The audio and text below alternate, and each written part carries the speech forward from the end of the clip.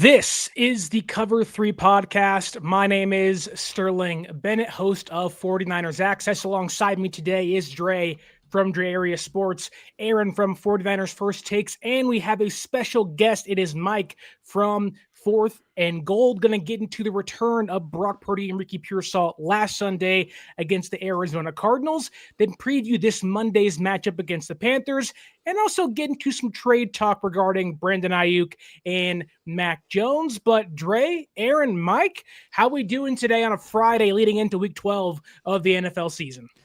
I'm doing good. Just happy to be off of work, away from work, and here talking about the Niners. I'm pumped. I'm ready to go.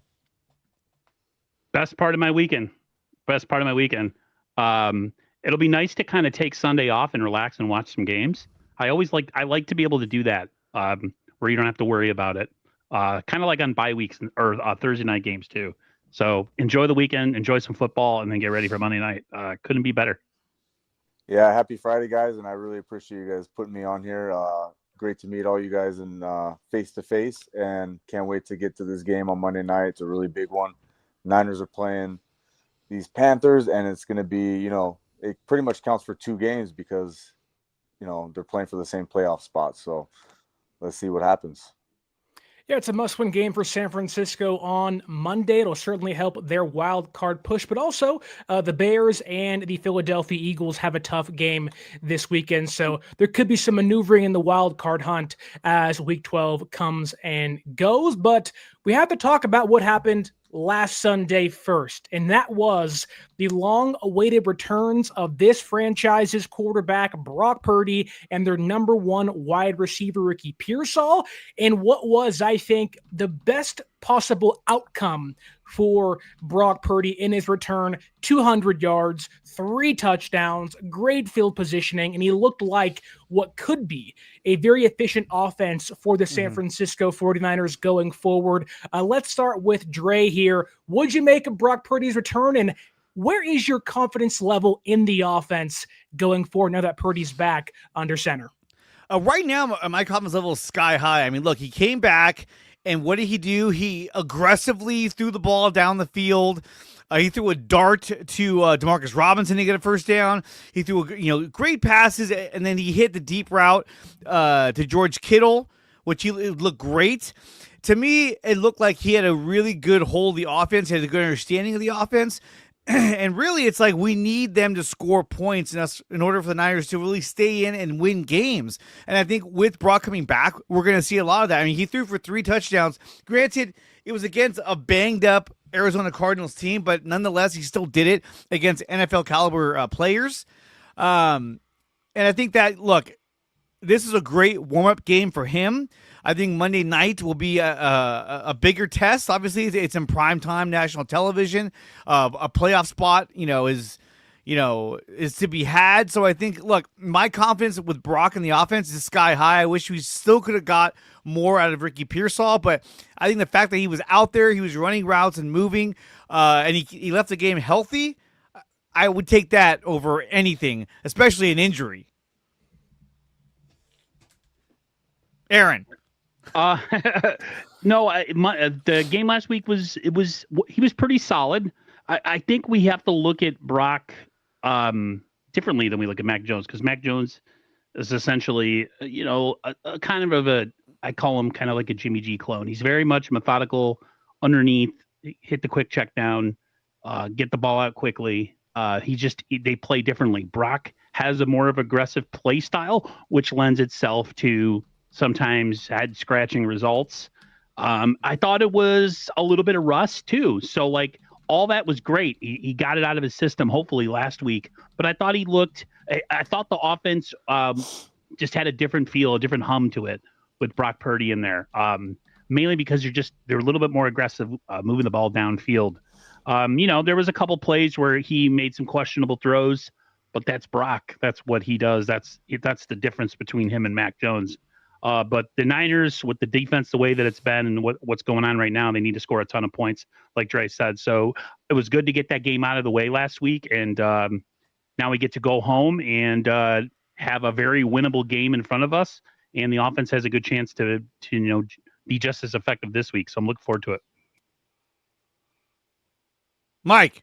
You muted. Yeah, it was great to see Brock Purdy back and to see the swag he brings back to the offense. I think you can tell just by all the, the primary playmakers with Kittle, CMC, JJ, even Pearsall, like they had that little bit of swag back to the offense. They were able to push the ball down the field a little bit more aggressively than Mac Jones. Not to take anything away from Mac Jones, because I think, to have him on the team and what he was able to do and his accuracy and everything. But Brock just brings that extra bit of firepower to the offense that we haven't seen all season. And I don't think it's a coincidence that, we throw up the highest point total once we have everyone back healthy and Brock Purdy's there. Like Aaron said, couple throws, you're like, that's Brock. You know what I mean? He's trying to force it, trying to do a little too much when he doesn't really have to. Another thing too, I don't know if you guys can tell me what you saw with his mobility. I don't know if it was all the way there yet. It looked like he was a little bit skittish to really put his foot in the ground and turn it up. But hopefully, as the weeks go on, he gets healthier and we can add that as another weapon to the offense. Yeah, I think the way I would describe Brock Purdy's return in regards to what the offense looked like during Mac Jones's time as starting quarterback was you went from underdog to the top dog now with your franchise quarterback under center. You have a team that was scoring 22 points per game and now an offense that can hopefully score 28 points per game as the year goes on. I do think Brock is going to be limited with his mobility the rest of the season. I think what you saw against the Cardinals is what you're pretty much going to get throughout the rest of the year, which if you can move in the pocket and just make a few guys miss and not have to utilize his legs too often, I don't think it's a bad thing. I also think that Brock throwing on the run may be hindered the rest of the season, which to me tells, or what I would tell Brock is like, hey, just make the play, hit the check down. If it isn't there, throw it away. And I think you did see Brock learn from that, or at least kind of settle into his role as a game manager of some sorts when they had a big lead later. Because in the third quarter, they're up big. He had already made a couple of oh-no throws, got away with them against the Cardinals secondary, but they're in the red zone, and they call back-to-back passing plays on first and second down, and there's nobody open. He doesn't force those two throws. He throws them away, knowing that we have to get a touchdown here and put this game out of reach for the Cardinals. On third down, he gets Kittle in the back of the end zone for a second touchdown of the day and kind of seals the victory. I do think we did see Brock, after a really good first quarter, have a rocky second quarter, but ended up playing a phenomenal third and fourth quarter to kind of settle things out and clinch that win. But Dre, I want to ask you this. Are you concerned, like Mike hinted at, about Brock's mobility going forward? And do you think that may hinder how far this offense can go the rest of the way this season? I actually think it may be a benefit for Brock Purdy because, look, a lot of the times he would scramble and do all these things because he couldn't find the right guy open last year, and it would kind of felt like he was pressing to make something happen. And I think that because of the injury, now he's going to stay more in the pocket and look to distribute the ball and only run when he absolutely has to. Against Carolina has the worst pressure rate of the entire league, worse than the Niners, believe it or not. And so because of that, I think he's going to become more of a pocket passer. But in a game like the Cleveland Browns, I think then he'll start to run the ball out of the pocket more often because he's trying to escape, Myles Garrett. But I think Brock's going to be more selective about how he uses his mobility and when he uses it. Because now it's one of those things where it's like, hey, it has to be something that is a necessity on each play if I'm going to be running out of the pocket. It's funny. Larry made a comment prior to his return about him still not looking like 100%. I felt that completely during the game. I felt he's good enough to get out there and sit behind center and make throws, but he does still look physically compromised to a degree. And I think that has a lot to do with, and that has a lot of an effect on some of those, scrambling type throws where he really can't anchor and throw that thing in there.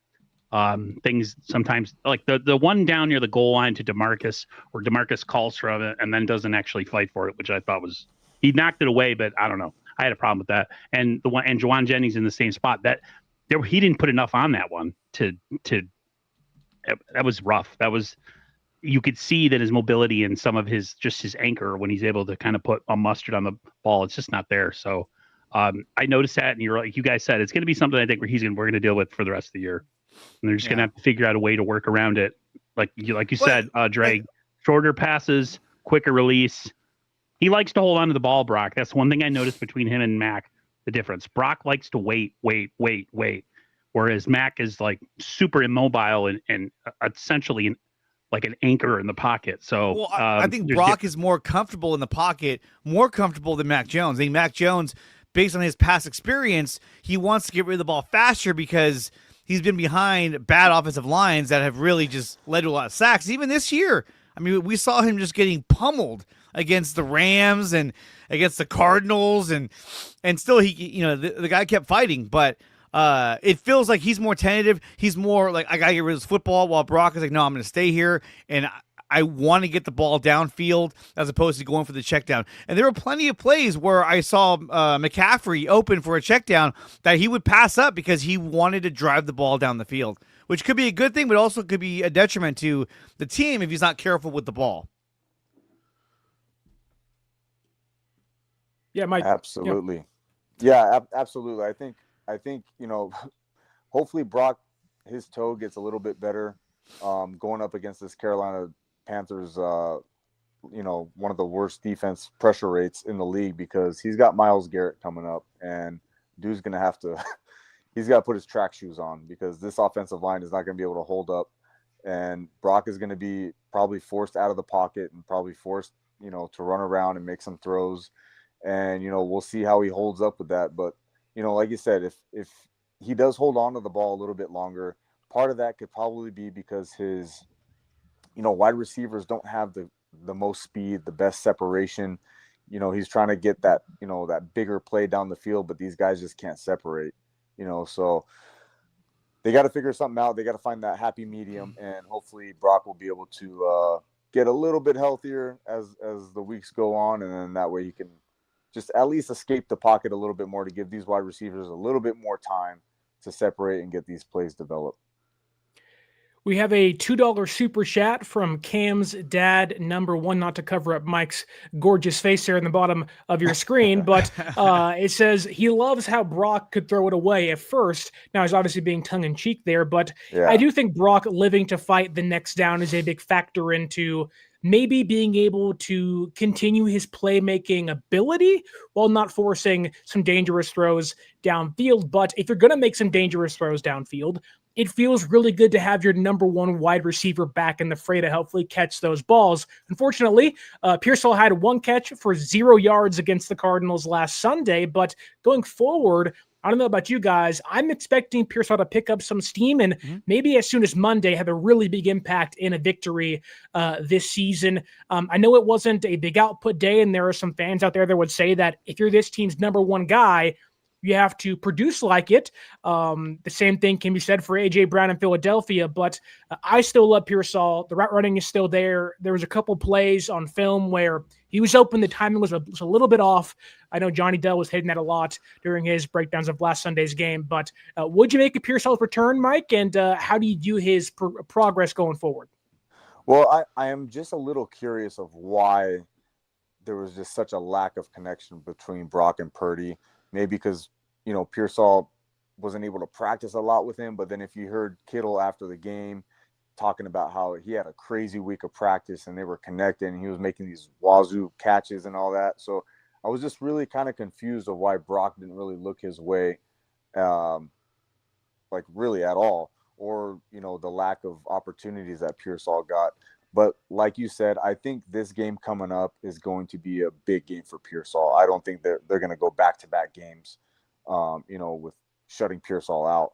So I expect to see Pearsall and Purdy connect pretty big. And considering that this defensive line that they're playing against is dead last in pressure rate, it should give Purdy time enough to get the ball to Pearsall and let him, use his slick route running to be able to get some big plays down the field. Aaron? I'm not one of those people that likes to force feed receivers, and whoever is hot on that day is who's hot. So I wasn't really reading too much into the last game. with Pearson not really being a factor, it's just the way that things kind of broke in that game, and I felt all things considered, with Brock being out as long as he was out, Kittle and Juwan have always been kind of guys he likes to throw to anyways. I think everything with time and maturation and him feeling a little bit better, a little bit healthier, a little bit more comfortable, because he was out a long time, man. And so, yeah, I'm not overly concerned about the lack of connection. Hopefully they can do something in this game with not having any rush coming after him, and he can just kind of stand there. There were times last week where Brock had a lot of time, and it made good things happen. So I'm looking forward to it. I'm not really overly reading in too much into the lack of connections last week. So, Aaron, are you saying that you are believing that Princess Pearsall may become Prince Pearsall in the next couple weeks or so? Yeah, Tony, you don't know about that. That was my nickname. It's been my nickname for him all year because he's always hurt. I call him Princess. Yeah. They don't like that very much. Hopefully he can become a prince. Yeah. You're so disparaging, Aaron, to our players. I'm old school. I get irritated when guys miss a lot of time. Hey, Aaron, I'm right there with you, bro. I agree with you on that one. Yeah, it's nothing personal. That's just my attitude towards, especially when you hear that he was playing basketball in the locker room, and I do not like Grant Cohn at all. But that was a pretty ballsy question that he gave him the week prior of him coming back. So when I heard that, I was like, yeah, I'd be pissed too. Like, what's up with that? But I'm good now. He's back. All is forgiven. Well, as Shanahan said, you can shoot hoops in a wheelchair, but I'll pass it off to Aaron here, or Dre, excuse me, as to what you thought of Pearsall last Sunday. I mean, look, he had very little production, but having him out there, having him, be able to stretch the field and be a distraction for the defense is huge. I mean, anytime you get a number one type receiver back, I don't want to call him elite, but I think he has the elite skills to be an elite receiver. But having a guy like him come back is definitely someone that they have to pay attention to on where he's at on the field. But I think that, when it comes to familiarity, yeah, he's going to go to George Kittle. He's going to go to Christian McCaffrey because those have always been guys that he's thrown the ball to. And I think that, with Pearsall, I think Monday and against the Browns, he'll get more and more catches. I mean, look, a lot of the times it takes a week or two for some of these guys to really get back into the swing of things. Sometimes when they're elite superstar players, they can come right back. But it really, in any sport, it takes them a little while to kind of get back into the swing of things. We've seen it in baseball, we see it in basketball, and we're seeing it here in football with Ricky Pearsall. But I think he's going to be a really, really good receiver. I know a lot of fans are saying, "Oh, this guy's a bust. He's always hurt, princess." But I think that. When healthy, I think this guy could be. He has all the skills to be a number one receiver for this team. Feel targeted. Yeah, I don't. I don't think it's a. Fred Warner played on a fractured ankle all last year. I don't know. Hey, it's fair.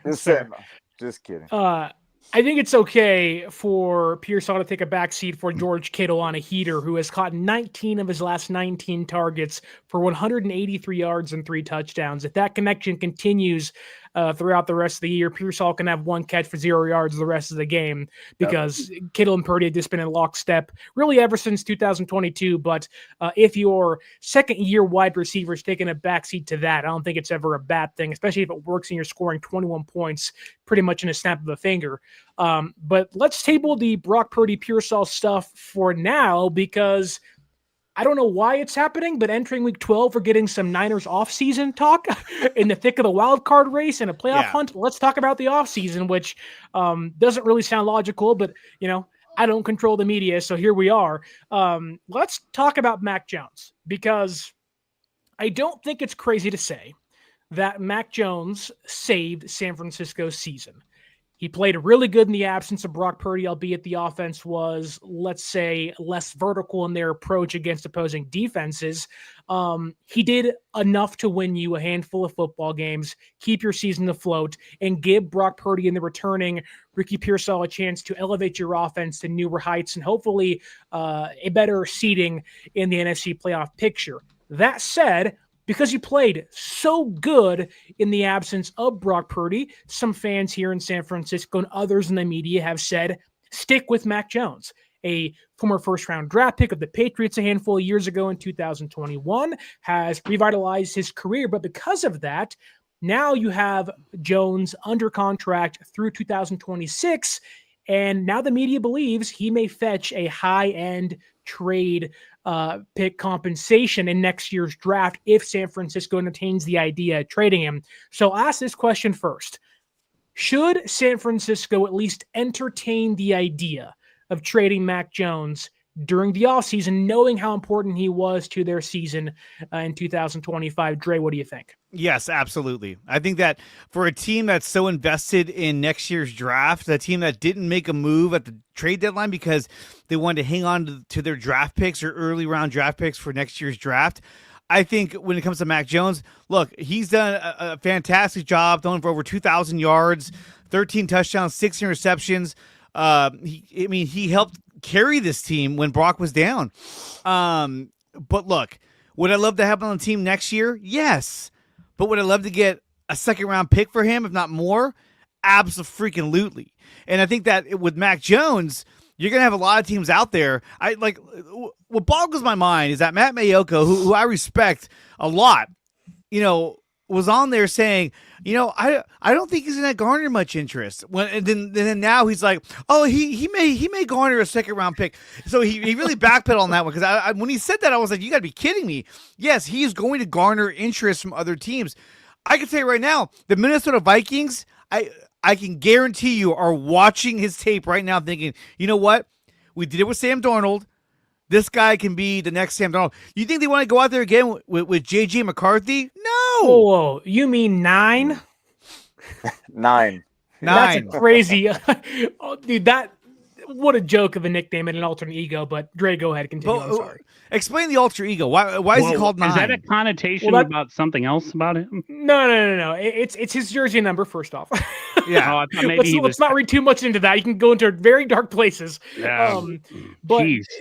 For whatever reason, I guess he believes that he kind of gave himself that nickname of 9 because after wins and in fourth quarters, his clutch gene takes over and he goes to a dark place. And I'm like, dude, you are 5-4 this year, and you look terrible. You cannot give yourself nicknames when you're a second-year quarterback playing like a replacement level 1. But that is the lore behind the 9 nickname. Drake. I mean, look, J.J. McCarthy. He's thrown for 842 yards, 6 touchdowns, 8 interceptions, a quarterback rating of 26.5.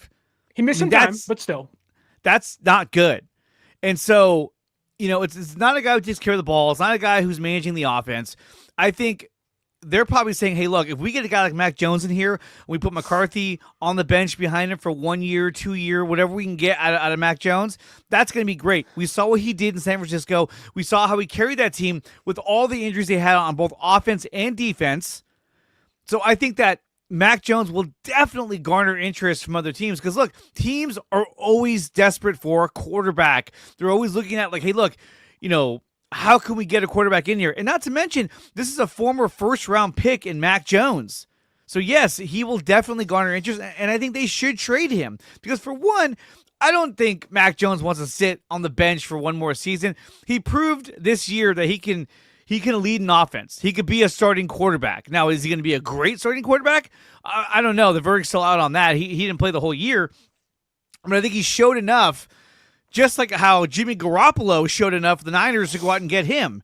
So, yes, I do think they should trade him. I think there will be interest for Mac Jones. And if I was John Lynch, I'd be looking to trade him, especially close to the draft. Okay. Aaron? Yeah, I mean, as much as I would love to keep him here another year, I mean, you guys know how I've been kind of a jerk about how the Niners essentially are like, this year's kind of like not the year, even though it's, we're in the midst of it and, we're having a decent season. It's not really the year. And then they didn't make any moves at the trade deadline, which kind of reaffirmed that. I call it a throwaway year where if good things happen this year, great. But it's 2026, all in 2026. I've been putting that hashtag on everything. And they want to do like Dre said, try to get some more draft picks. Sure, do it. They need depth on this team. They need to address, if they're going to go the kind of like the cheap way and not going big in free agency again, next offseason, then yeah, I'm all about accumulating picks. I guess my only question would be like, who would you bring in to replace him? Would it be like a Jacoby Brissett? You know, who could you kind of bring in here that would have you feel comfortable if Brock went down again next year? Because, you know, Brock's not the biggest, strongest guy. He's been injured here and there in his career. So there's always a sense that he's going to miss a game or two during the season. So they can get something for him, do it. Build up that defense and offensive line because they really need to, especially after this year. But no, he's done great for the Niners this year. It's I didn't expect him to play as well as he did, considering where he came from, his previous employer, and all that. So, yeah, if they can get something for him, then do it. Mike, what do you think? All right, guys, I'm going to go against the grain here. I Yes. absolutely do not think they should trade Mac Jones because Mike is the new co-host of the show. He's staying on with that take. Sorry, Aaron, you're out. No, just kidding. Thanks for coming in here and already taking I over. like how he boots Aaron of all people. Yeah, not even Trey. The guy who invited him. Yeah, Aaron, you're out. Sorry, Aaron. No, but to me, it just shows you, like, having a backup quarterback in Kyle Shanahan's offense that is as good as Mac Jones is proving to be invaluable. I don't care about a second-round pick to get, some random dude who they're going to whiff on anyway in the draft. Mac Jones has proven that he's more valuable than any first-round pick or any second-round pick that we can draft for. Is there a year where the quarterback does not get absolutely demolished in this system because they refuse to address the offensive line? This is the team where the quarterback gets hurt most in the entire NFL. So to have a backup quarterback to come in and save your season like Mac Jones did is worth more to me than a second round pick. Because if Mac Jones wasn't here and we had, Bethard or whoever, they want to draft as a backup quarterback. Bashar. What was his name? CJ Beathard. CJ Beathard. What am I made up like an English accent there. Or even like a Brandon Allen. I mean, if he was here in place of Mac Jones, we would not be where we are right now. It'd be over. It'd be like, well, there it went. Yeah, we'd be doing a pre-draft special on this show, talking about who we're gonna draft instead of hey, we're in the wild card hunt. So to me, that proves more invaluable, and especially if they don't want to address the offensive line, then you have to have a very, very good backup quarterback because Brock Purdy is gonna get hurt. It's proven over and over again. Kyle Shanahan gets his quarterbacks murdered. Now, if you want to trade Mac Jones to a team that wants to give you a player swap for like a left tackle, all right, cool, let's do it. You want, instead of a first round pick, trade me your left tackle. You can have Mac Jones. Yeah, I don't know if left tackle will be the target, knowing Trent Williams is probably coming back next year, but I think improving the offensive line would be a big help, whether it's Brock Purdy or somebody else playing quarterback. I mean, there's a lot of people saying that Trent Williams, this is it. He's done. Yeah, and if you listen to Larry, I heard you guys talking. He's like, they're going to be worse next year. I don't know that. I get the concept of they're going to be worse next season because they're going to be older. But that doesn't mean they're going to be bad. Look how good McCaffrey is. And still you have people saying, well, I think he's lost a step. No, he's having a phenomenal season. So I don't know. But to me, that concept is like, look, yes, they're going to get older, but that doesn't mean they're going to get worse. I just don't get that. Aaron, you feel like you have something to say? Yeah, see, I understand why Larry said that because, it was the stream that he had with Sterling.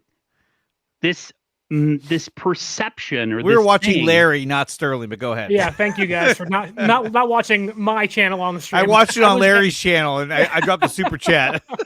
Oh, I'm not paying him. Are you crazy? No. This whole mindset of like punting on a season in the midst of a season, even if you're not saying it, it's implied that like it's really next year we're worrying about. And I just think that's dangerous thinking. But if that's really the mindset that they're going with, regardless of what they try to spin it as, yeah, I want compensation. If that is your plan, and your plan is get better through the draft, we're gonna outdraft everybody with our insane pro football drafting skills, then yeah, bring in a draft pick for him. Because I don't know, there's this whole thing this year with like we're in it but we're not. It's really about next year's mindset that is kind of just like permeated through the organization. Right. So let's kind of shift the conversation, because I think there is something to that. And you have to ask yourself this, and I think I'm trying to kind of find my way through the water about the same question I'm going to ask you guys too, is because Mac Jones has proven to be so valuable to San Francisco this year. He saved their season. Like, you can't dispute that. He saved the year. And so I think that in itself may make him, like Mike said, invaluable to the roster. If Brock Purdy misses a couple games next year, which has happened in the last 2 seasons, you may want to have a high-end backup quarterback. You can't tell me teams like the Vikings, who I know aren't playing good football, but they're in the playoff hunt still, wouldn't have loved to have Mac Jones. The Bengals, albeit their defense is terrible, wouldn't have loved to have Mac Jones over Jake Browning early in the season.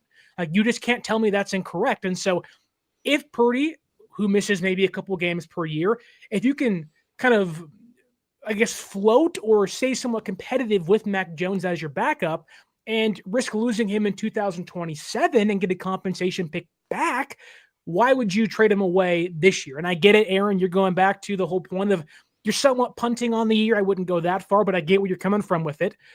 Why would you not trade Mac Jones? Why wouldn't you want to maximize your draft capital in return? And I think there is something to that in regards to this quarterback class, quite frankly, sucks. It's Fernando Mendoza, and he may go top 10, and that's it. He may go number 1 or number 2. Which he's having a good year, Indiana, but the odds would say there's 5 other teams looking for a quarterback, and Mac Jones becomes the next guy on the board, and that can net you something big. I just don't know what team is giving you a second-round draft pick for Mac Jones. Now, Tim Kawakami said maybe a conditional third that can become a second if he leads the team to the playoffs the next year. And if that's the case, there is one team I have in mind. It's in the AFC North, and it's the Pittsburgh Steelers. They love being average. Aaron Rodgers is probably gone after this year. You give me a conditional third-round draft pick that can be a second-round draft pick once Mac Jones leads you to 9-8 and you go to the playoffs, sign me up for that. You have a second-round pick in the high 20s. You'd have 3 picks in the top 50. I would do that. But then going back to Mike's point, can you risk losing Mac Jones? Do you believe in Curtis Rourke that much?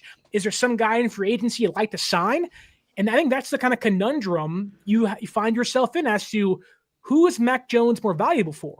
The San Francisco 49ers in 2026 or an opposing team next season?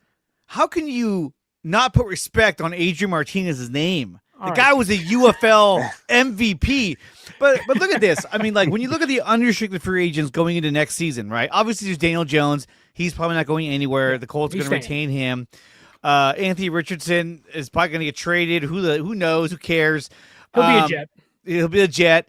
But when you look at when you look at who's out there, right? I'll throw some names at you guys and let me know what you think.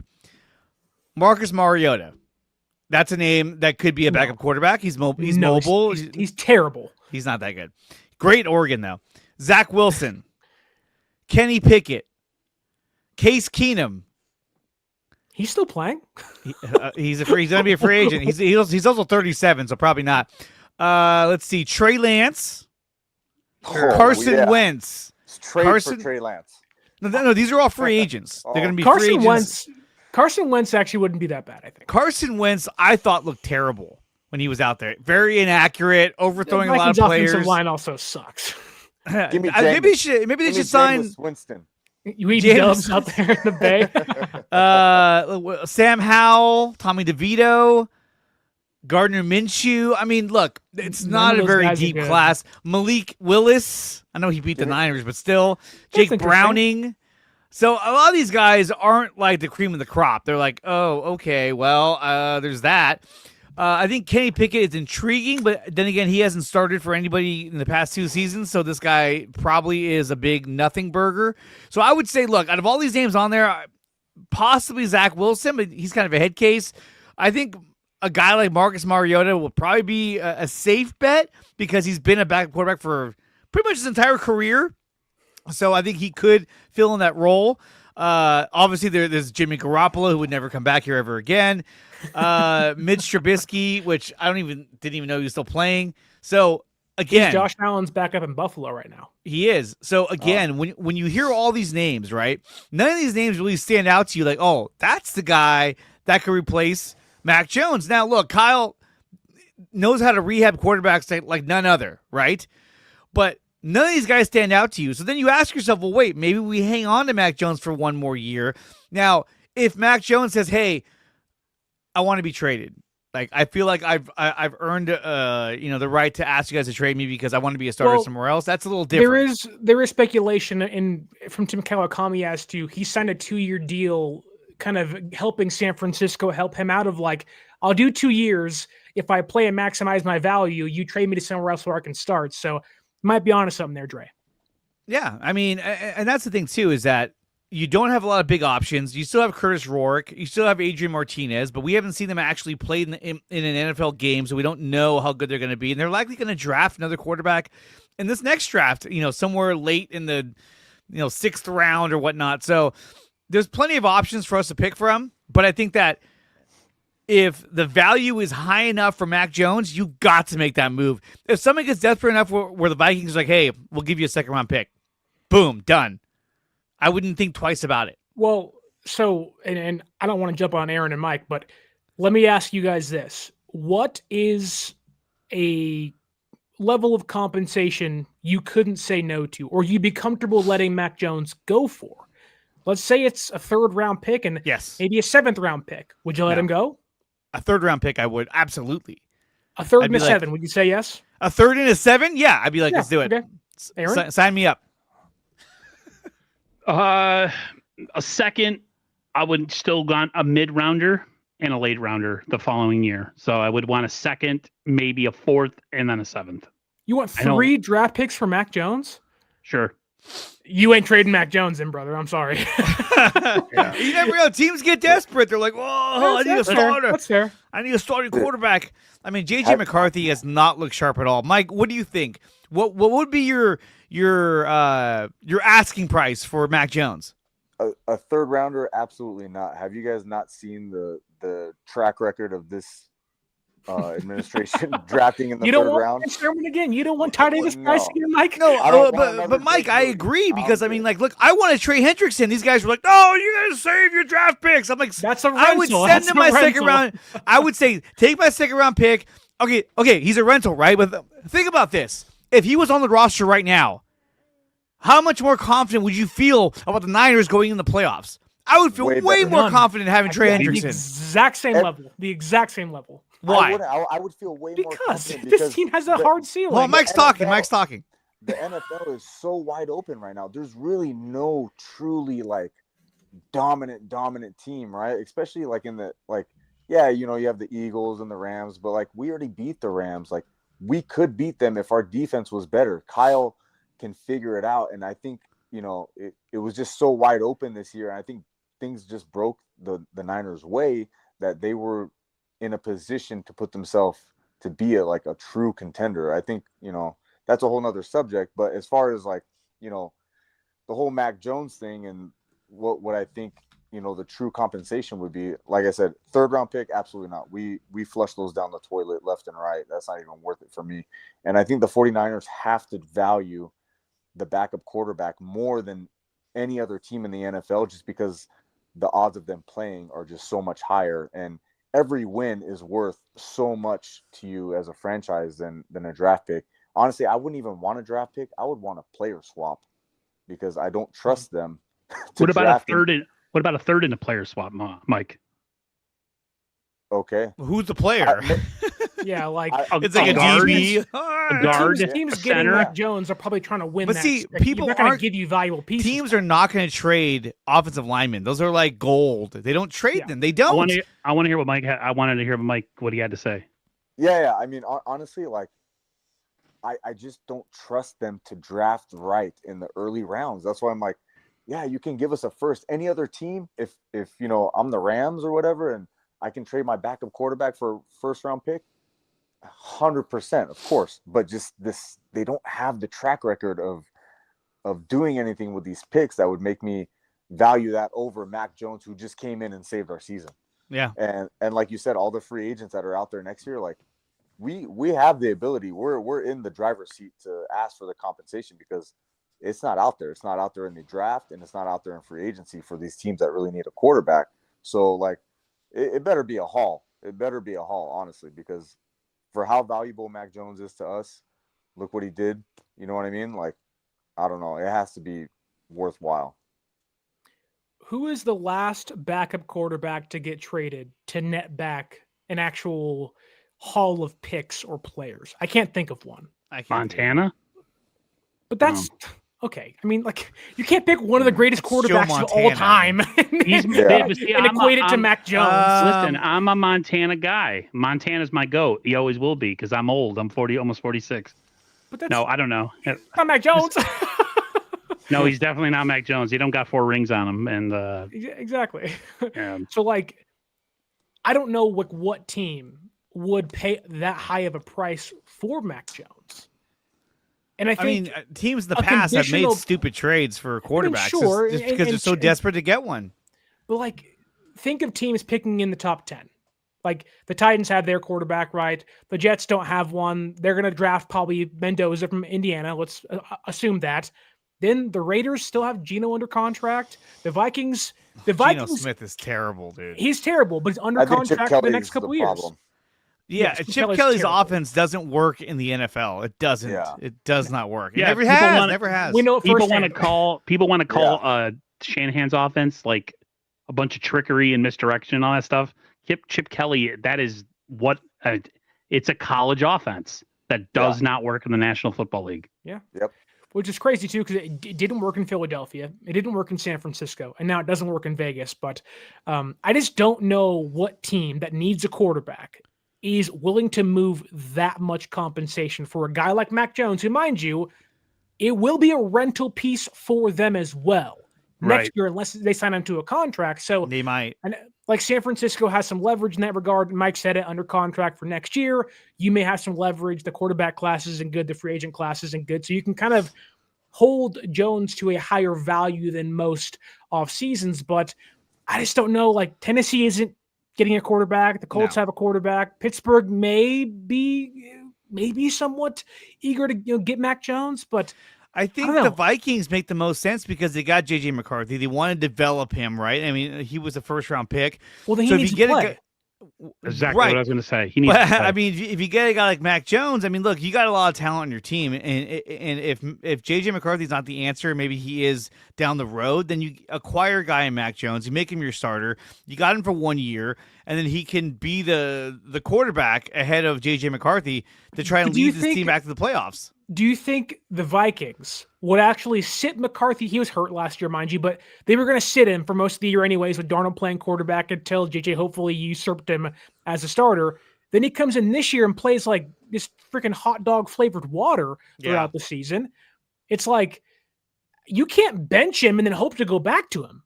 Like, that's where quarterbacks lose confidence, and that's where regimes get fired. Like, you can't do that with guys. Like, I think if Mac Jones goes to a team, that team is going to want to compete next year because they believe he can be a guy to help bridge them to somebody else or make them competitive enough to go to the playoffs. How about Miami? I told my brother that. He's like, do you bench Tua? Do you bench Tua? Well, isn't this his last year of his contract? No. There's some kind of out in his contract because there might be an out. Yeah, there was talk about them getting rid of him at the end of the year, and I think if there is an out, they will definitely get out from under that contract because he's not the answer there. I mean, Mac Jones could be a fit there because then that's a guy you can plug in and kind of run a similar offense that you had with Kyle Shanahan under Mike McDaniel. If he's still there. I mean, they said they're like, we're not looking to fire Mike McDaniel, but that didn't make any sense. Everybody was like, what? Even Mike McDaniel, I'm sure if you talked to him personally, he'd have been like, yeah, dude, I should have been fired already. I don't know what the hell they're doing. It's just crazy.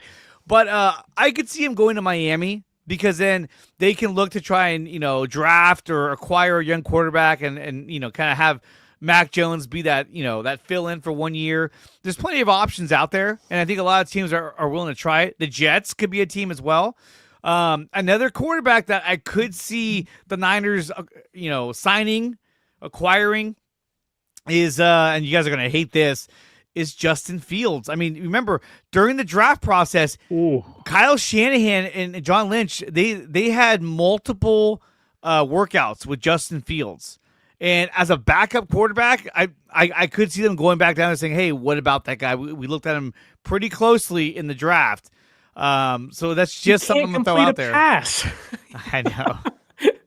But why would they go back to see him multiple times? You know what I mean? So they saw something. Because you're picking number 3 overall, and he's a prospect. That's I know, but we all knew it was going to be Trey Lance, and it was Trey Lance anyway. Like, oh. So how much of Kyle Shanahan and what he's been able to do with quarterbacks is why Mac Jones has had the success that he has had? I think it's definitely helped and him. It's definitely rehabbed him. But how much of him coming back down to earth when he goes to another team did you see happening? Because I could see it. I think if he goes to Minnesota, I think he'd be okay. Kevin O'Connell's a pretty good pass game caller. He's really good, actually. Yeah. But I just, like, Mac talked about when he got to San Francisco, like the first couple games he played, that for the first time, he was told by the offensive coaching staff, Kubiak and Kyle, of like, this is the play, this is the read, this is who you're going to throw to, and that guy is going to be open. And Mac was like, for the first time in my career, the guy was wide open. That hasn't happened for me.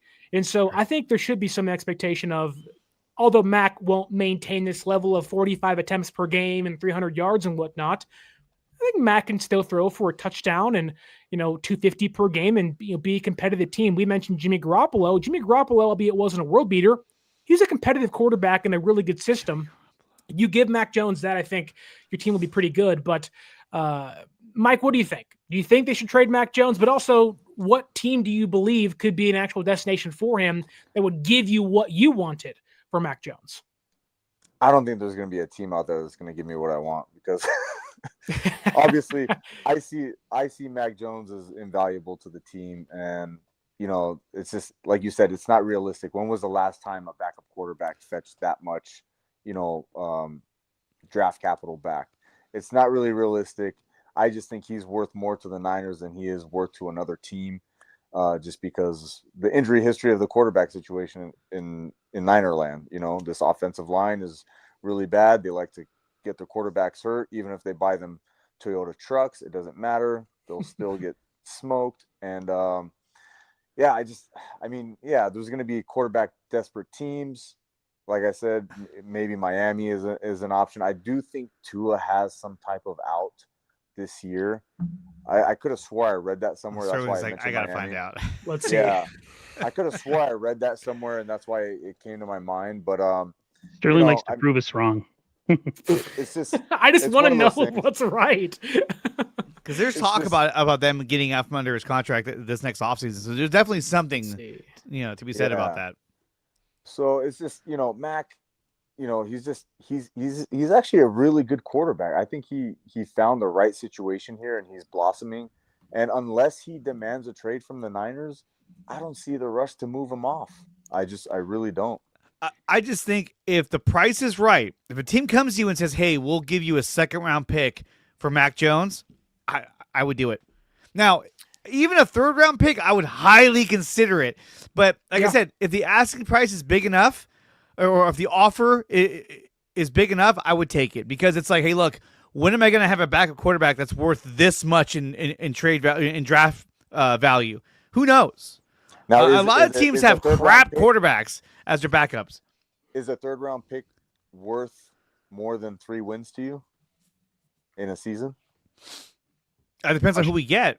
I mean, we got Nick Martin in the third round, so That's what I'm saying. Look at the third round draft history. I mean, look at it this way. So, Nick Martin, he finally played last week, and in 14 snaps, he had 7 tackles. I mean, that's pretty good. I think he's going to get more playing time this week against the Panthers. I'm so on the fence with this one, because it's like, if you're going based on what the franchise doing, freaking phone is going off. So oh my God. So if you're going based on what the franchise is kind of selling to you this year, which is next year and draft and all that stuff. If the haul is ridiculous, if a team is dumb enough to give you draft picks mixed in with a player, you kind of have to do it. It would be kind of what they call malpractice. Mm-hmm. But on a personal, like, football, like, appreciation for what Mac has done this year and what he's been able to do for this team and save the team, I don't want to get rid of him. Like, I want him to be the backup because it'd be great. You know how many great teams in the NFL are one quarterback hit away from being done? Like, done, finish, season's over, goodbye, see you next year. I mean, I get it, dude. I get it, and I agree. But I'm telling you, if the offer's big enough, I would take it. Yeah, I think I can make a prediction. I think they view Curtis Rourke as their quarterback 2 of the future. They do. He had they do. A lot of starting experience in Indiana. Pre-Fernando Mendoza, played 5 years in college. He's 26 next year, coming off an ACL injury. He'll have an entire year to kind of grow in the offense behind the scenes and kind of work with Kyle in the meeting rooms and the quarterback coaches and whatnot. And I would not be shocked at all if Mac Jones is traded for a 3rd-round draft pick next or during the offseason. Whatever that pick is earmarked for, we have no idea. It could be a hit, it could be a miss. That's the draft in itself.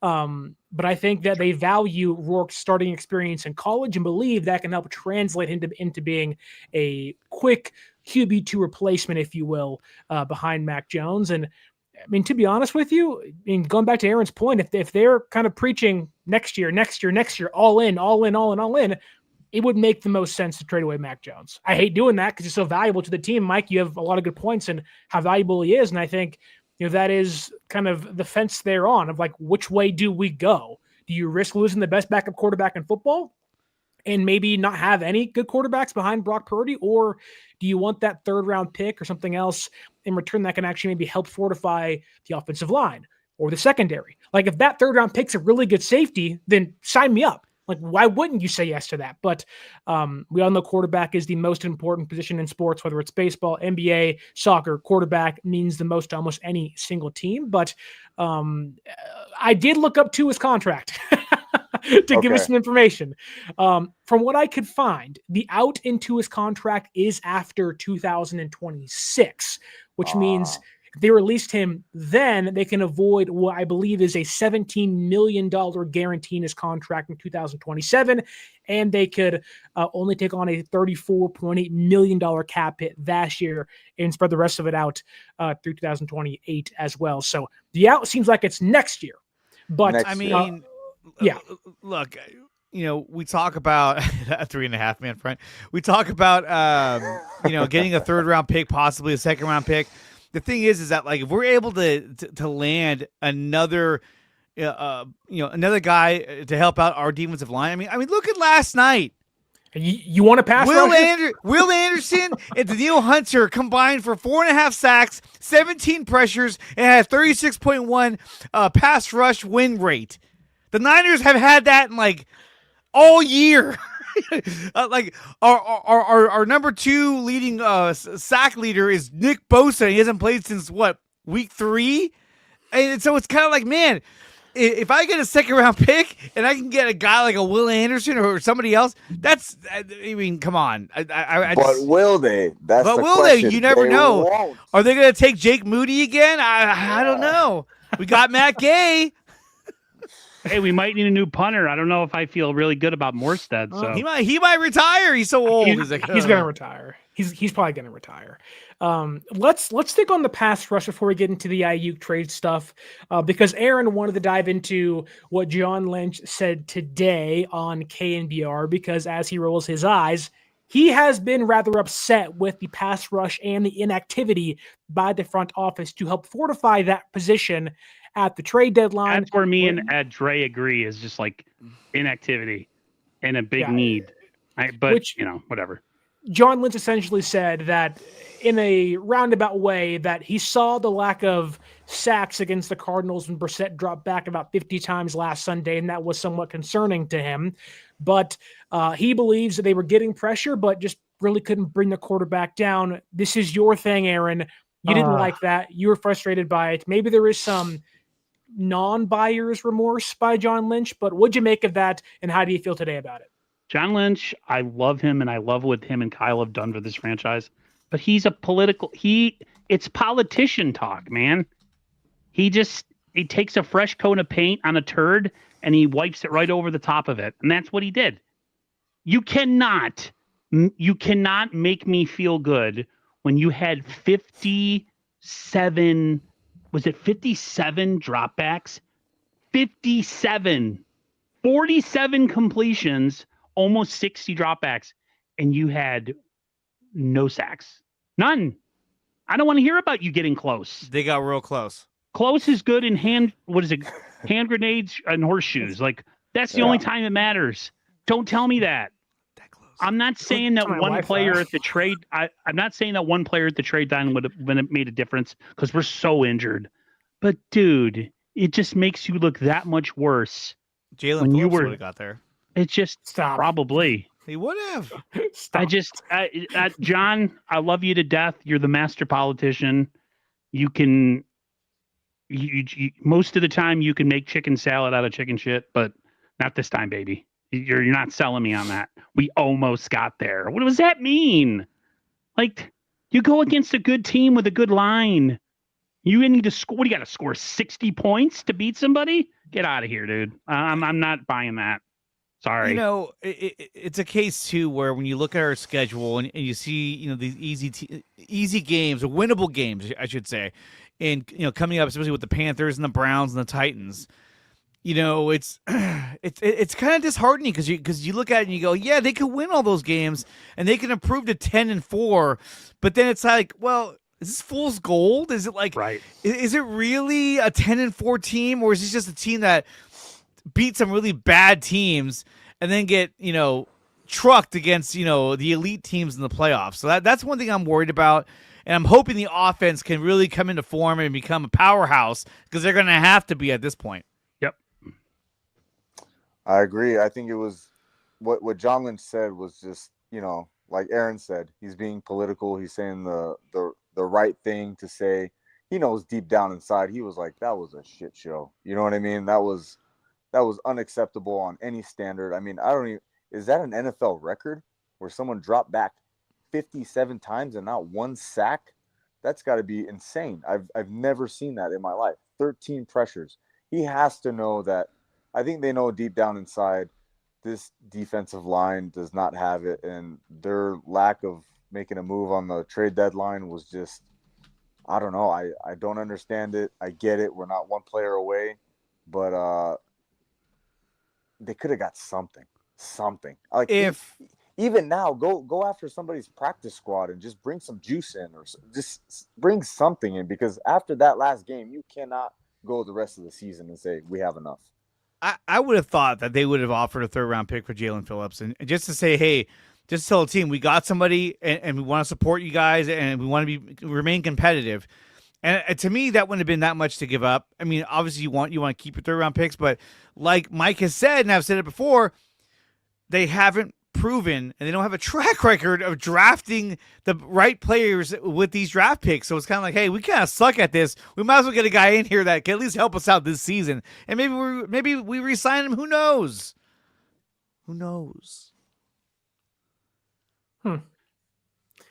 I know you disagree, but I'm just saying, man. Like, no, you're having Jalen Phillips. Okay, aside from Trey Hendrickson, having Jalen Phillips on this team, I'd feel a little bit better about our pass rush and our defense having another guy on the defensive line. That would have been like, hey, at least they did something. Yeah, like you'd feel better about it for sure. Rush the passer, like that has proven. Bryce Huff is all alone. He's just like, whoa! And Keon White he's not very fast. He's just like a big guy who's, he's doing a good job, but still. Remember, what was their pressure rate against the Cardinals? Do you have those numbers?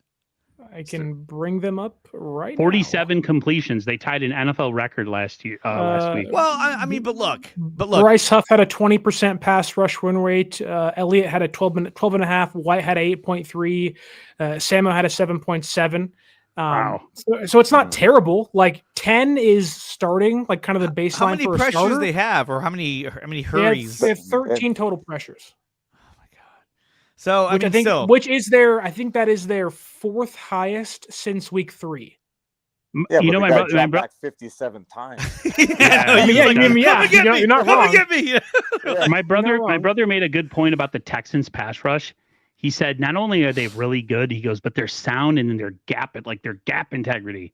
Like even when the Niners have had really good pass rushes, they tend to whiff. They have like no plan once they get to the quarterback and they get upfield. It's also unfair to compare even a really good Niners pass rush, which in recent seasons has been Chase Young, who really isn't that good, Randy Gregory, who really wasn't that good. Like you saw what a really good Niners pass rush looked like weeks 1 through 2.5, basically, and it was Actually, damn good. They looked really good against the Falcons. I'll give them that. Bryce Huff looked like a monster. But that was also with Mike healthy. That was with Bryce Huff out there, and I don't know, like we talked long and hard about, I didn't think there was a move that actually changes things for them. Yeah, you can get a guy in here and make yourself mentally feel better about things, but I don't think anyone they were going to acquire was going to change the outcome of the season for them or make them a wild card contender to a Super Bowl contender overnight. Now, obviously, you want to be better. The offense is playing well, and we all knew the offense is going to have to carry the workload, even if they were fully healthy or banged up. And that's where we're at now. Thank God Brock Purdy and Pearsall are back, but I think there is, at least from what John Lynch said, I think it does feed into what Aaron's getting at, though, of like, while I would still agree that there wasn't a move to be made, you can't make that comment after you did nothing. I think that's the bigger issue because like you can't sit back and say, oh, he didn't say these words exactly, but you can't say, yeah, it was concerning or yeah, it was somewhat, upset as to why we didn't bring some sacks home when maybe that could have been changed had you been active in some degree. Now, Keon White was acquired 2 days prior to the deadline, so maybe they want to use that. And they didn't plan on Michael getting hurt, which that also feeds into maybe the pass rush not being great either. A guy that can no longer take up double teams isn't on your defense. But you can't make that comment and then not do anything. And now you're 2 weeks removed from the deadline because you did nothing. And now you're like, well, pass rush really wasn't that great. I'm hoping it can change going forward. And it's like, well, okay, like I can defend John Lynch on a lot of things, but what I can't do is sit back and sit here and like, okay, we're gonna trust the sacks will catch up to the pressure total. Yeah, right. Like that doesn't. They make were sense. lucky to get Keon White. At this point, it's like, thank God they got him. Which is funny because their 7th round draft pick, if he plays the rest of the year, and God, I hope he does, knowing the injuries they had, that's going back to the Patriots anyways. So that is a 6th and 7th going back to New England for Keon White, which you may love or hate, I don't know, but like, are you banking on Nick Martin and D. Winters and nickel blitzes and safety blitzes to finally get home? I don't know. And you can survive with that against the Panthers, who are, one of the worst teams against the blitz quarterback-wise in the NFL. You can survive against the Browns with their 4th-string quarterback in Shedeur Sanders, but you play Daniel Jones, you play Sam Darnold, who may or may not be a pumpkin come January, or you play Stafford again come the first round of the playoffs, and it's like, you're going to be in some deep shit against those quarterbacks. We had 5 sacks last week? No. What? No. What's he talking about? Cam's dad. Cam's dad. You said there was a lot of holding calls. I mean, sure, I guess, but it was like 16 penalties. It was like, oh my God, 17 penalties, a Cardinals franchise record last That was weekend. horrible. The Cardinals were trying everything they could to get Jonathan Gannon fired. They were like, dude, hey, one more? Let's do one more. Jonathan Gannon was like, oh my God, what do I have to do to get through this game?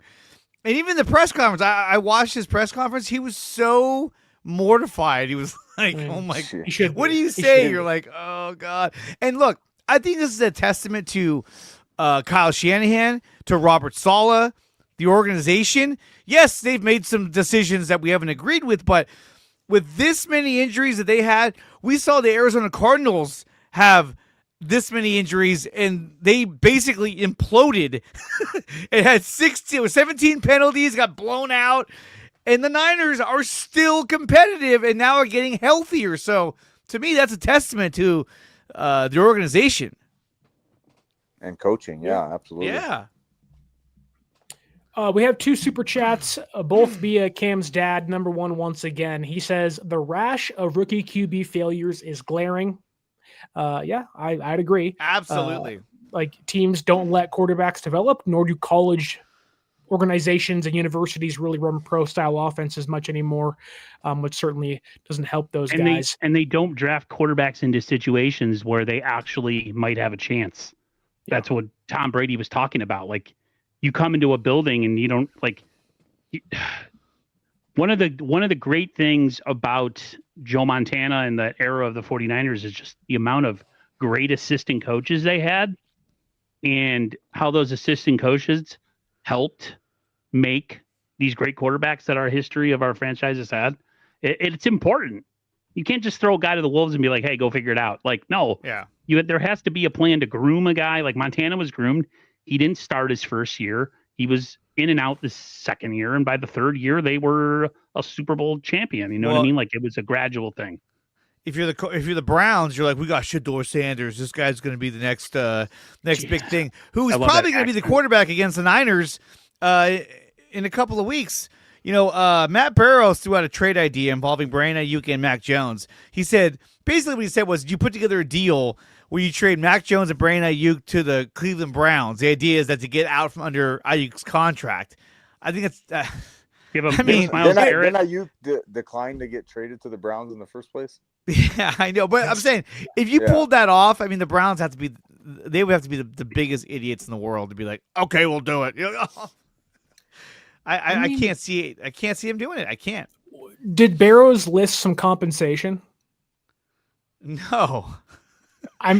He said, but really the deal is having them taking Aiyuk off of their hands. Maybe you only get a third-round pick for both of them. Right, which is crazy. That's crazy. That's the case, I'd rather keep Aiyuk. But that's more of a take the money, free us of this contract, give us a third-round draft pick back, which lowers the value of those players. Obviously, I hate that for San Francisco. Excuse me. You can probably get a fourth-round pick back for Brandon Aiyuk today, and you can probably get a third for Mac Jones back today, and you can walk in the next year with a third and fourth-round draft pick on top of what you already have.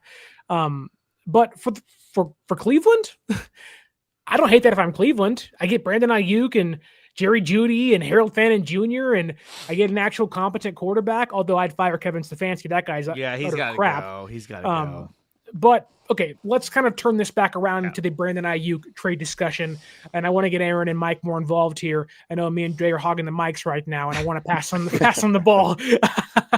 And we'll start things off with Mike, because Tim Kawakami had an article released earlier this week via the San Francisco Standard. And in that article, he mentioned that San Francisco has been trying to trade Brandon Aiyuk for a while. They didn't like the deal when they signed it. There may be some resentment towards the wide receiver at the moment from somebody in that front office. We don't know who it is. It's like a masked figure. We don't know who that person is, but they don't like the deal they made. And he says they can trade Aiyuk during the offseason and save themselves, I believe, if I can find it, what he called roughly, I think it's like $26 million guaranteed, something along those lines, and save some money in return. One, are you open to trading Brandon Aiyuk, or are you amongst the fan base saying, I want a CBA come back and be a great San Francisco 49er, whether this year or next year? So I was a big proponent of re-signing Brandon Aiyuk in the very beginning. I just saw his production as, it would be hard to find someone to replace all those yards, all those touchdowns. Him and Purdy had a great connection. Aiyuk was one of the smoothest route runners. But, I definitely got turned off to Aiyuk during the contract negotiations. And I think a lot of the fan base kind of feels the same way. They're a little bit jaded with his attitude. And, especially after when he did get paid, he came back and he was unprepared. He was sloppy. He was dropping balls. He had attitude, and it's just like, dude, you got your money. You got everything you asked for. You asked for all the drama. He even stated, part of it was my fault because I was being a drama queen. And it's like, you come back and then you play like that. And it's like, now with all the drama going on, it's like, dude, I'm good with you going, bro. Like, honestly, like, we don't need that here. It just seems like he's still going to have that diva mentality. And I'm just not I'm kind of over it. I really am. So you are in the camp of let's finally trade Brandon Aiyuk now. Yeah, I am. Okay. Even though Okay.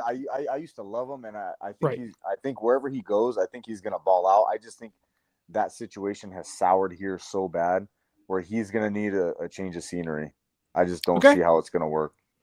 I don't think you're alone in thinking that. I know Aaron has been a very big proponent of trading Brandon Aiyuk and kind of been done with a BA for a long time. And I know me and Aaron and Dre have talked a lot throughout the year during this podcast about, when is BA going to come back? Week 6, week 10, week 1, week 12. When will the return of BA eventually happen? And Aaron is in the group, I believe, that is saying we're not going to see him again this year. And I'll give it to Aaron here too. Do you think we'll ever see Brandon Aiyuk return in a Niners jersey this year, next year, in the future? And does that mean he is going to be traded this offseason? Yeah, I don't think they're gonna. We're not going to see Brandon Aiyuk anymore. I think he's gone. Okay. I think between the situation that happened last year and his poor attitude, and the whole contract drama, the Niners were kind of bent over a barrel and forced to sign a contract to a guy. I mean, he's been like Mike said, he's been good, but to me, he's not worth the money that they signed him to, based on his production, just based on him not really being the first or second read in the offense or the first or second option. He's kind of the third option. If you go McCaffrey 1, Kittle 2, then it's him. I've never been a fan of his attitude, his body language, all of that. Even when I was a proponent of his to be here, I've always had a little bit of an issue with Brandon Aiyuk. And if Parasol shows some things in this second half of the season, as we get towards the playoffs, that just reaffirms my decision that they got what they needed, or they have what they need in Parasol in this offense, and they're probably going to draft the receiver in the draft next year. You can almost guarantee it. You ball everything together, and then he's coming back from a pretty significant injury. Like, how productive is he really going to be? How long is it going to take him to ramp up before he's actually part of this offense where you can actually count on him? You put all it together, and it's just like, hey, if we can get some compensation for him going into the offseason, and we can clear the books of that kind of money, and maybe, who knows, maybe they use that money and they go sign a free agent that we don't expect them to sign next offseason, which would be incredible, like a pass rusher or something. I don't know. Yeah. All that being considered, I think he's played his last down as a 49er. I personally don't want to see him back. I think they're fine. I think they're fine without him. Okay. So yeah, I'm good with him not coming back at all as a 49er. Dre, before you jump in, I just want to add there is so much context in this Brandon Aiyuk saga. Whether it's San Francisco not offering him a contract before the draft, refusing to trade him, kind of sitting on their hands and watching his price tag skyrocket as the offseason progressed, which probably led him to asking for more money, which in some ways kind of opened the door for his diva-ish ways to be on display throughout the offseason of like, had you been proactive, maybe he's under contract for $28 million per year, not 30, and you can avoid the entire holdout. But they also had him as a free agent in what has become one of the biggest wide receiver free agent classes of all time, and how many contracts were given out that year. But Aaron mentioned he does not even want to see Brandon Aiyuk come back this year. Dre, I'll give you that question. Do you think it is wise for San Francisco to bring Brandon Aiyuk back to either aid his trade value, or do you say shelve him, let's not see him again, wrap it up, lock, stock, and barrel, and we'll call it a career on Brandon Aiyuk's tenure in San Francisco in the offseason anyways? I think if he's healthy enough to play, I think you bring him back after the bye week. I think that's a viable option. Obviously, if you bring him back, you have to make a move. Who do you cut? You got what? You have Watkins, Jordan Watkins. You have Juwan Jennings, Ricky Pearsall. Who else is there? Sky Moore, Robinson, Kendrick Bourne, and DeMarcus Robinson. So one of them has to be inactive. Probably DeMarcus Robinson, maybe Kendrick Bourne. I don't know. But it seems like Bourne has more is a little more favored in the locker room, especially with Kyle Shanahan. So, but you have to make a move when he comes back. So that's going to be another challenging effort that you got to figure out. But I mean, you're talking about a guy in 2023 and 2022 had back-to-back 1,000 yards receiving. He had 7 touchdowns in 23, 8 touchdowns in 2022. I mean, the guy was really, really good. Now, granted, we barely saw him last season. He looked like shit, and then he got hurt. So I think, look, if you want to be competitive in the playoffs, I think you have to test out, can you get back on the field and can you make a difference out there for the offense? And on top of that, if he does come back and look good and it has good games, then I think it adds to his trade value. Now you're just trying to trade him based on his numbers in 2023 and 2022. Like, look what this guy did. This is incredible. He's fully recovered. And so his value may go down based on the fact that he didn't even play this season. So I think, look, John Lynch said the plan all year has been for him to play. So I think that they are looking to try and get him back on the field. There's been a lot of talk because they're like, oh, we haven't really seen him at practice, but they keep saying, like, no, the goal is to get him back on the field. And I think, again, if you can get him back, that's another huge asset for San Francisco for the offense. Mike, Aaron, do you guys believe that Aiyuk can, if he returns this year, whether it's week 16, week 17, whatever it may be, do you think his return, because I don't think his trade value can get any lower than it is right now. Yeah. Do you think that's the case, or do you think there is a possibility if he returns and looks like he did in 2024, pre-injury, sluggish, slow, dropping the football, do you think there is a chance the Niners are worried that if he comes back and stinks, that they can't trade him at all during the offseason? Mike, what do you think about that? I kind of think so a little bit, because look what happened when he just missed training camp, the year before. He 100%. came back and he was horrendous. He looked nothing like the player he was. And so now you take him from having a catastrophic injury to his knee and missing, a year and a half of football. What is he going to look like when he comes out on the field? His trade value, I think, would tank, honestly. So maybe their aspect of it is, hey, let's just keep it. Hey, his injury's coming back. He's fully recovered. Now we can trade him, because we don't want him going on the field. And then who knows what kind of stunt BA will play on the field and antics. And you know what I mean? It's just like, let's keep this guy shelled, hidden, so he can't open his mouth and talk to the press and, give interviews after games and all this stuff. I don't know. I think, like I said, I think this ship has crashed, and it's a really ugly marriage that they have right now. And I think both sides might be looking to get out. Yeah. What do you think about that? Yeah, I agree with him. And then you look at the fact that, like you said, like his attitude, what antics could he possibly try once he comes back? I think teams, if they're going to make a trade for next year, then there's going to be medicals on him. They're going to do medicals in the offseason to see out where he is. So it's not going to be like a team's just going to trade for him and like, oh, I'm going to give you only a 6th round pick because he's coming off a catastrophic injury. If they go and they look at his medicals and he's fine. So I don't know. Are the Niners, my question is, because he hasn't been around, people are like, he hasn't been around. Other players have been rehabbing and they've been around. He hasn't been around. Well, that's actually not true. He's been practicing in the morning before practice begins and media isn't there. So Okay. He is at the facility. So he has This been there. is not on the sideline with the rest of the team that has a chance to return throughout the week, as guys like Pearsall and Purdy have had the last few weeks or so. So he's been there. Okay, I didn't know that. It's good to know. No, I just think like it's one of those things where sometimes what happens behind the scenes is different than what, like, Macho Man used to say, than what we see on the video scope. Like what is actually going around the background and what's going on in the the facility, and like between him, John, Kyle in the front office. Maybe they just don't want to deal with him anymore, and essentially they're just gonna sit him out the rest of the year, and as soon as they can get rid of him in the offseason, they're going to do that. Because this always seemed like a forced marriage when they signed that huge deal. I mean, they liked him, And I appreciated him as a fan. I thought he was okay as a receiver. He was pretty solid.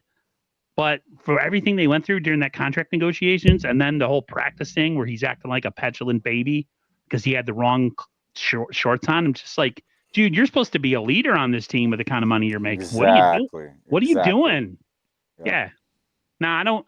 His attitude and his way of doing things does not coincide with the way things are run on this franchise.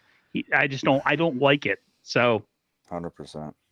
I mean, here's the thing, too, is that there was news today that the Niners are not planning on tagging Juwan Jennings, which means that they may not even offer him a long-term contract, which I don't think they will.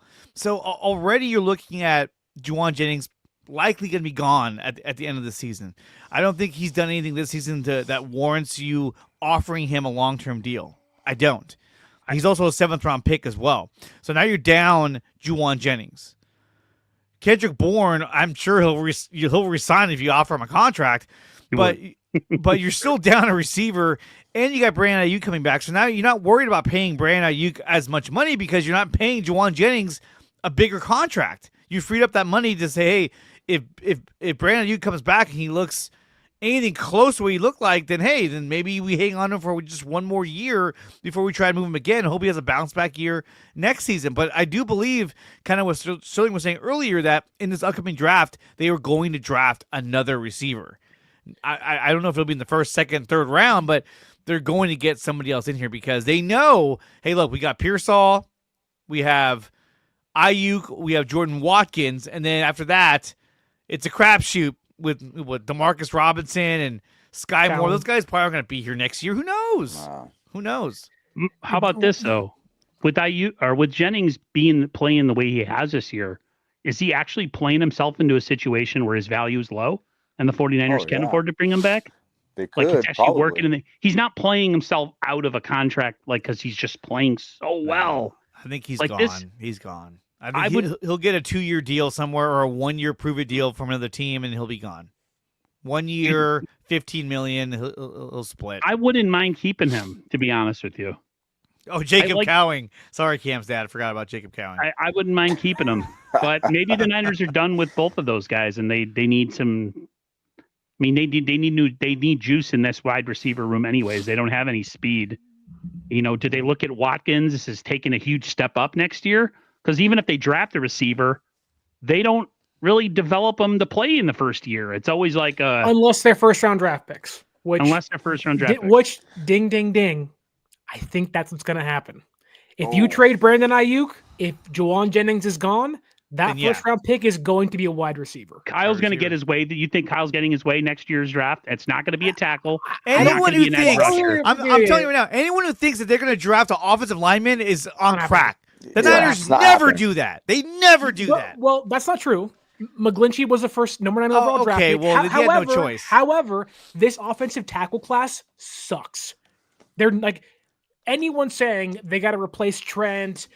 No, it's not happening this year in the first round, especially. Now, maybe round 2, 3, 4, 5, we'll see how the draft goes and if they like somebody and someone fits that system. They're not getting an offensive lineman in that first round whatsoever. I think you may see defensive tackle. That makes a lot of sense. Get more pressure on the interior with Michael and Huff and Bosa coming back. But I would not be shocked. I really would not be shocked if they go wide receiver in the first round, especially if you lose BA and you lose Juwan. You got to have a wide receiver that can be dynamic, and really a first-round guy this year is probably. But they have to be able to block too. That's the big thing. Is none of these wide receivers can block. Demarcus Robinson is not a good blocker. Sky Moore, obviously, no. Jordan Watkins, I don't think so. But like if you lose BA, which BA was a great blocker, and JJ is a great blocker, you need that wide receiver that can also block. Yeah, it's true. San Francisco is really particular with their wide receivers and their offensive linemen, which may in some way bring Brandon Aiyuk back to San Francisco next year. We know Kyle loves him to death. We know Kyle advocated to not trade him, ran up to John's office and said, no. He'll finally sign this deal.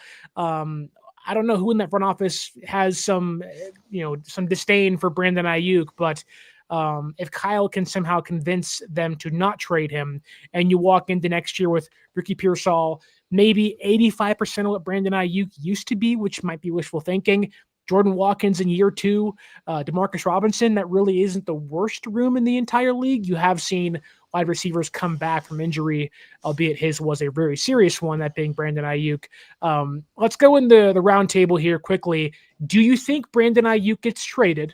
And what would you be willing, like Mac Jones, to accept in return for him during the offseason? Aaron, let's start with you. Is Aiyuk gone, and what are you willing to accept to trade him? Man, I don't know. You guys have kind of talked me into changing my mind here. I'm going to stick with him being gone. Okay. And that being said, I think he fetches maybe a 4th-round pick for his services and maybe a mid-round pick the following year as well. And they move on from him. Unfortunately, I don't see it being, for some reason, receivers just don't go for a whole ton of high draft pick compensation. So, yeah, I think they move on from him, which makes me think they could hold on to a guy like Juwan Jennings, just based on that. If he could, it sucks, man, because now you hear you talking, and it's like, well, maybe he can mend fences. But if Kyle was really running up to the office, who's against him? Is it Parag? Is it Lynch? Is it both of them? Was this like a 2-on-1 situation? Like, who knows? One of those names. It's definitely Parag. There's definitely people in that organization that don't want him here. Well, and that's the thing. It's not the player. It's the money and the fact that he made them look bad. They lost that deal and they lost negotiations. And if you know businessmen and people in the front office, they do not like to look foolish and they do not like to lose. They are going to hold this over BA. They're gonna hold this vendetta because he made them look bad. And that's bad business from this front office. That's terrible look from the front office. Aaron, that's one of the reasons why they're doing this whole hard reset. Was of them getting punked out by Brandon Aiyuk's camp.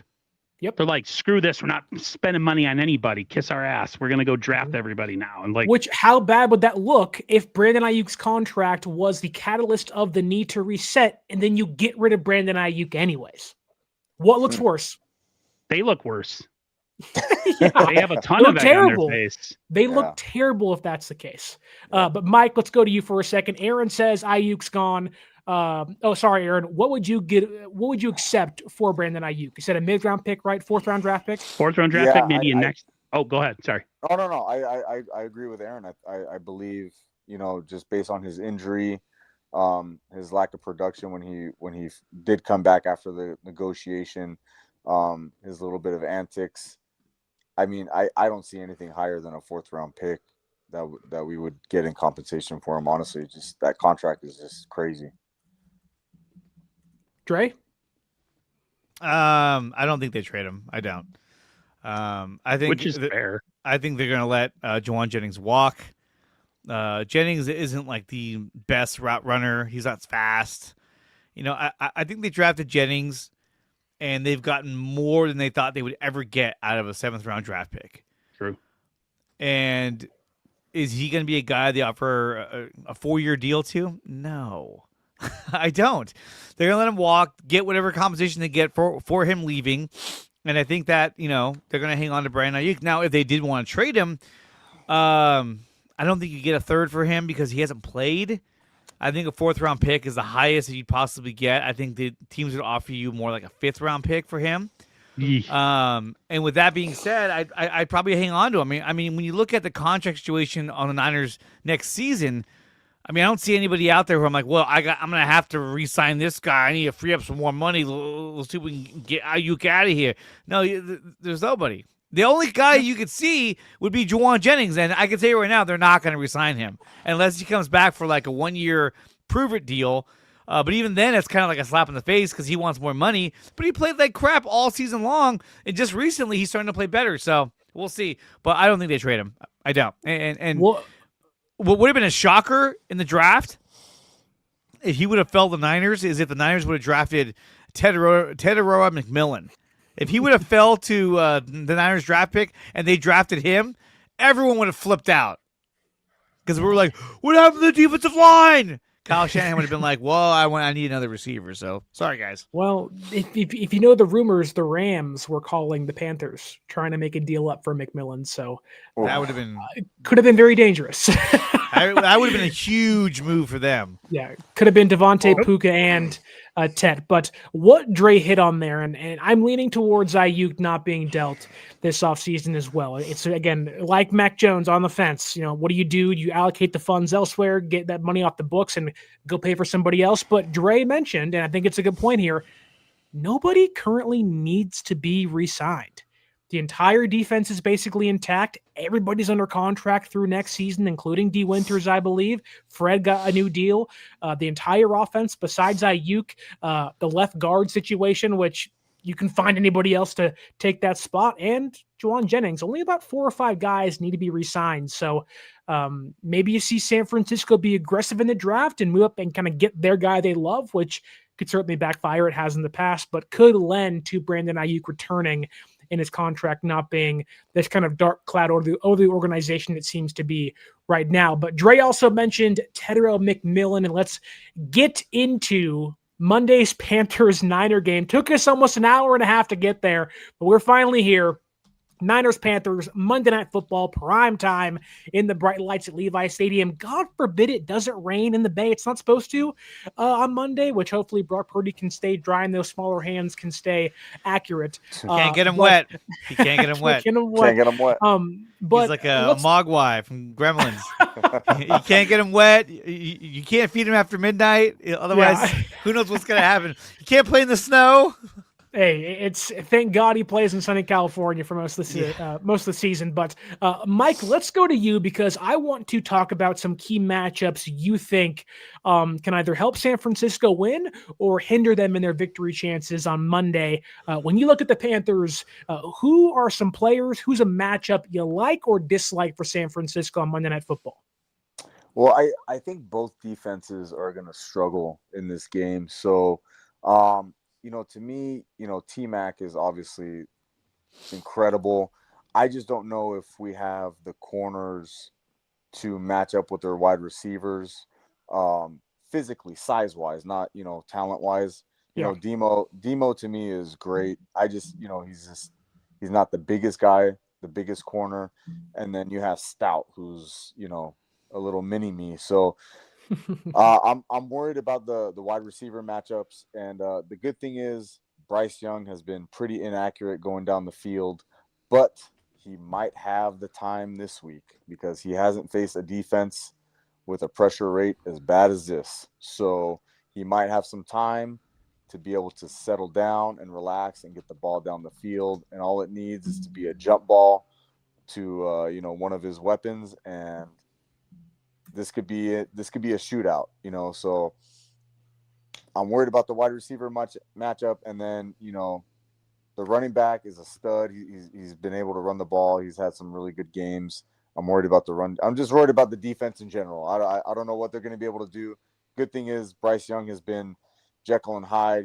He's had good games, bad games, but like I said, this defense might give him time to settle in and get the ball down the field, read his reads, and throw some jump balls to his talented wide receivers. Aaron, what do you think about Monday's game? Give me some key matchups you like or don't like. I just think the 49ers defense as a whole against anybody is a challenge to the 49ers defensively. They don't stop the pass, they can't stop the run, and they don't rush the passer. And that is a combination for if you have you say that the quarterback of Panthers, his name is Bryce Young. He's been hot and cold, right? Like, what a better week to come to the Bay Area playing this defense who does nothing great and have one of those up weeks. I feel like the Niners, it's really kind of hit or miss if they're either going to blow the doors off the Panthers or if this is going to be a straight up shootout. Because, like I said, the Niners do nothing there's nothing the Niners, you can't hang your hat on anything. They're bad against the run, especially in the interior. And I mean, the amount of guys that were running wide open in that secondary last week against the Cardinals, and I'm just like, there's nobody within 15 yards of these guys.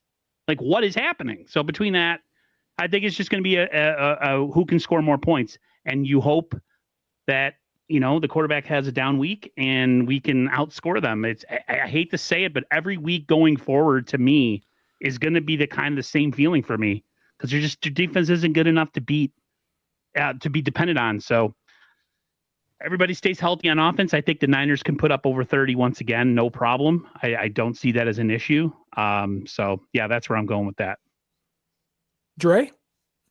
I think this game is going to be won on third down. The Niners are offensively, they have the number 3 ranked team in terms of the third down rate at 45.7. You look at the third down defense, the Panthers have the 29th ranked third down defense at 43.4. They cannot get teams off the field on third down. And that's their biggest problem. Niners have the 22nd ranked. They have a 40.8 percentage on third down defensively. And the Panthers are 43.4. I think where they're going to have a hard time, the Panthers, is getting them off the field on third down and slowing down the Niners offense. I think with Brock Purdy back, I think that's where he's going to take advantage of them. You're going to get a lot of first down, second down, first down. You know what I mean? Like, they're going to be getting first downs at a higher rate. And I think that the Panthers defense, who has the worst pressure rate in the league, is going to have a hard time stopping the Niners offense. Now, on the flip side of things, you could argue that, hey, look, the Niners defense isn't very good, right? They're giving up a lot of stuff. It's just, they don't do anything right. But when you look at it, they're like the the passing offense. Let me see. For the Niners, you're looking at, they have the second ranked passing offense in the league, averaging 254.5 yards a game, and they have 20 touchdowns through the air. So I think the Niners will find a lot of success throwing the ball against this team. We've seen that Rico Dowdle, that his numbers have gone down the past weeks. And the Niners, what's one thing they've done a good job at is stopping the run. They didn't do it very well a couple of weeks ago. No Alfred Collins. That made a huge difference. But having Collins, Elliott, CJ West, CJ West and Collins alone have made a huge difference in stopping the run. And we saw that last week. So I still believe the Niners are going to shut down Rico Dowdle. I don't think he'll be a factor in this game. They're going to force him to become one-dimensional. The problem is that the Niners cannot get a freaking pass rush on anybody. So you have to hope that the big arms of Alfred Collins can bat down some of these passes from Bryce Young, because he's a little guy. He's as big as you and I out there running around.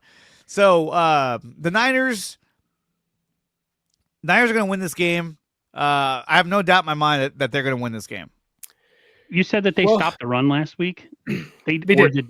Did they just stop running the ball? Because they threw the ball almost 60 times. Well, I mean, they stopped running the ball, yes, but that game plan is a classic 49ers game plan. Score early, get a lead, make them one-dimensional. And that's exactly what they did last week when Brock Purdy came back.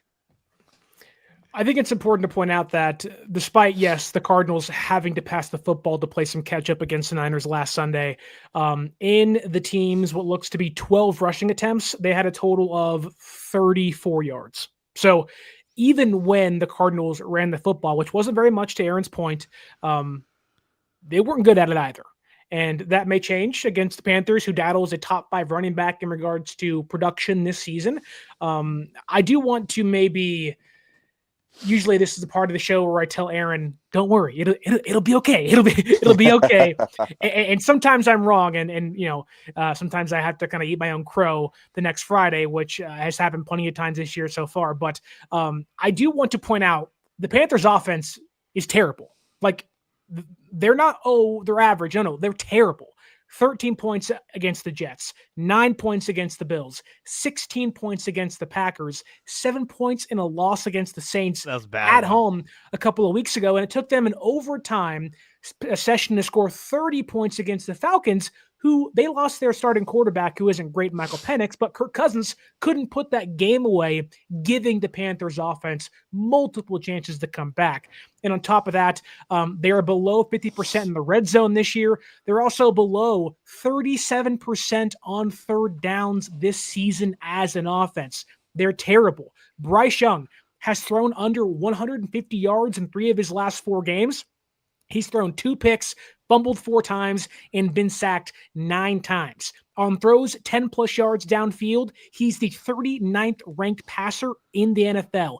You cannot play soft zone off coverage. Get in these receivers' faces. Yes. Give them some press coverage. Mm-hmm. Do not let Bryce Young be able to have these guys open on checkdowns and whatnot. Again, on 10-yard throws downfield, the 35th ranked passer with an adjusted passer rating of 47.9.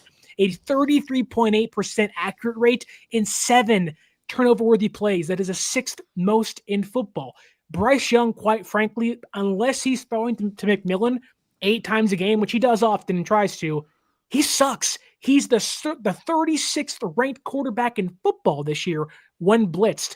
You blitz this guy, you play some upfront press coverage, you get in these guys' faces, and you attack the quarterback at will. He'll make mistakes, he'll turn the ball over, and if you can just, God forbid, get Jason Pinnock off the football field, get some Jair Brown bracketing McMillan, play Marquis Siegel for the love of God, and you're going to win this football game. I firmly believe that. Your offense can pretty much battle anybody this year as long as Brock Purdy's playing his best. I think San Francisco wins 31-17. Let's go to score predictions. Dre, what do you think? San Francisco wins, and what's the score? Since you took my score of 31-17, I'm going to go with 34-19. The Niners defense does give up points later on, but I think we're going to see a similar game to what we saw probably with I can't remember anymore. I think the game will be somewhat close early on, but the Niners will be able to pull away because their offense is healthy again. They have Brock Purdy as their quarterback. I think he's going to make a lot of right decisions. When you look at, 3 weeks ago, Dowdle ran for 130 yards, averages 5.2 a carry against the Packers, right?